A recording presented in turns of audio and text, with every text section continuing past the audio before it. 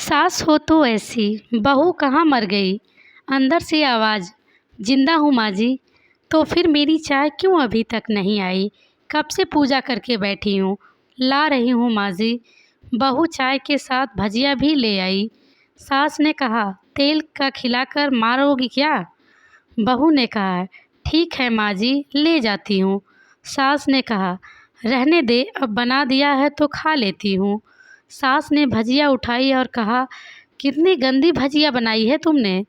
बहू, माँ जी मुझे कपड़े धोने हैं, मैं जाती हूँ। बहू दरवाजे के पास छिप कर खड़ी हो गई। सास भजिया पर टूट पड़ी और पूरी भजिया ख़त्म कर दी। बहू मुस्कुराई और काम पर लग गई। दोपहर के खाने का वक्त हुआ। सास ने फिर आवाज़ लगाई, कुछ खाने को मिलेगा। बहू ने आवाज़ नहीं दी। सास फिर चिल्लाई, भूखे मारोगी क्या। बहू आई, सामने खिचड़ी रख दी। सास गुस्से से, ये क्या है, मुझे इसे नहीं खाना, इसे ले जाओ। बहू ने कहा, आपको डॉक्टर ने दिन में खिचड़ी खाने को कहा है, खाना तो पड़ेगा ही। सास मुंह बनाते हुए, हाँ तू मेरी माँ बन जा। बहू फिर मुस्कुराई और चली गई। आज इनके घर पूजा थी। बहू सुबह 4 बजे से उठ गई। पहले स्नान किया, फिर फूल लाई, माला बनाई, रसोई साफ की, पकवान और भोज बनाया। सुबह के 10 बज गए। अब सास भी उठ चुकी थी। बहू अब पंडित जी के साथ भगवान के वस्त्र तैयार कर रही थी। आज ऑफिस की छुट्टी भी थी तो इसके पति भी घर पर ही थे। पूजा शुरू हुई। सास चिल्लाती, बहू ये नहीं हो, वो नहीं है। बहू दौड़ी दौड़ी आती और सब करती। अब दोपहर के 3 बज गए थे। आरती की तैयारी चल रही थी। पंडित जी ने सबको आरती के लिए बुलाया और सबके हाथों में थाली दी। जैसे ही बहू ने थाली पकड़ी, थाली हाथों से गिर पड़ी। शायद भोज बनाते हुए बहू के हाथों में तेल लगा था, जिसे पोंछना वो भूल गई थी। सारे लोग तरह तरह की बातें करने लगे। कैसी बहू है, कुछ नहीं आता, एक काम भी ठीक से नहीं कर सकती, न जाने कैसी बहू उठा लाए, एक आरती की थाली भी नहीं संभाल सकती। उसके पति भी गुस्सा हो गए और सास भी चुप रही, कुछ नहीं कहा, बस यही बोल के छोड़ दिया, सीख रही है, सब सीख जाएगी धीरे धीरे। अब सबको खाना परोसा जाने लगा।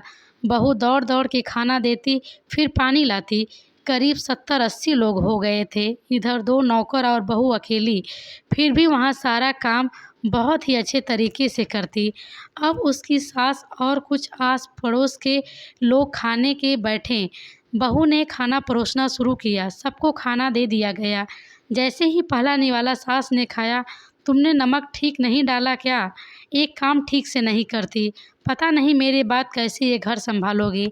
आस पड़ोस वालों को तो जानते ही हैं ना साहब, वो तो बस बहाना ढूंढते हैं नुक्स निकालने का। फिर वो सब शुरू हो गए, ऐसा खाना है, ऐसी बहू है, ये वो वगैरह वगैरह। दिन का खाना हो चुका था। अब बहू बर्तन साफ करने नौकरों के साथ लग गई। रात में जगराता का कार्यक्रम रखा गया था। बहू ने भी 1-2 गाने स्टेज के लिए गाई। सास जोर से चिल्लाई, मेरी नाक मत कटा देना, गाना नहीं आता तो मत गा, वापस आ जा।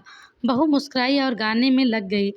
सबने उसके गाने की तारीफ की, पर सास मुंह फुलाते हुए बोली, इससे अच्छा तो मैं गाती थी जवानी में, तुझे तो कुछ भी नहीं आता। बहू मुस्कुराई और चली गई।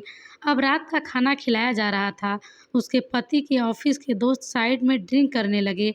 उसका पति चिल्लाता, थोड़ा बर्फ लाओ, तो सास चिल्लाती, यहाँ दाल नहीं है। फिर चिल्लाता, कोल्ड ड्रिंक नहीं है, पापड़ ले आओ। इधर उधर आखिरी में पति की शराब गिर पड़ी। उसके एक दोस्त पर एक बोतल टूट गई। पति गुस्से में 2 झापड़ अपनी पत्नी को लगाते हुए कहा, जाहिल कहीं की, देख कर नहीं कर सकती, तुझे इतना भी काम नहीं आता। सारे लोग देखने लगे। उसकी पत्नी रोते हुए कमरे की तरफ दौड़ी और फिर उसके दोस्तों ने कहा, क्या यार, पूरा मूड खराब कर दिया, यहाँ नहीं बुलाया होता, हम कहीं और पार्टी कर लेते।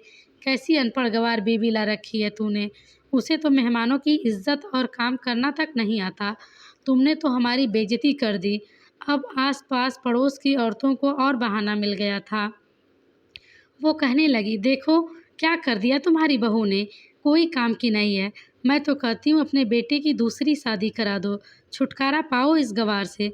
सास उठी और अपने बेटे के पास जाकर उसे थप्पड़ मारा और कहा, अरे नालायक, तुमने मेरी बहू को मारा, तेरी हिम्मत कैसे हुई, तेरी टांग तोड़ दूंगी।